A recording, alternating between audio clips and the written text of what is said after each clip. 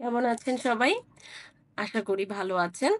আজকে আমি আপনাদের সাথে আমি কিভাবে সুজির হালুয়া তৈরি করি শেয়ার করব। আমি কিন্তু ঘি দিয়ে সুজির হালুয়া বানিয়ে থাকি। আ অনেককেই আমি দেখেছি সয়াবিন তেল দিয়ে হালুয়া বানাতে। আসলে ঘি কিন্তু বাটার থেকে তৈরি হয়। একটি ন্যাচারাল প্রসেস এর ভিতর দিয়ে। এইজন্য ঘিটা কিন্তু বেশি স্বাস্থ্যকর সয়াবিন তেল থেকে।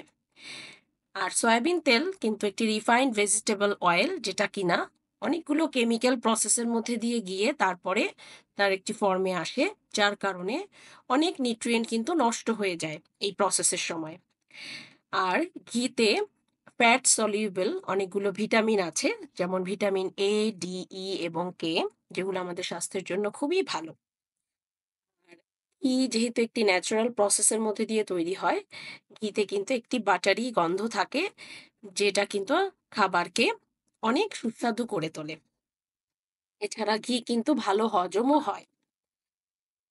সবথেকে ইম্পোর্টেন্ট হলো ঘিয়ের স্মোক পয়েন্টটা কিন্তু অনেক হাই, যার কারণে অনেক সময় ধরে অতি উচ্চ তাপমাত্রায় রান্না করলেও ঘিয়ের ভিতরে নিউট্রিয়েন্ট গুলো নষ্ট হয় না।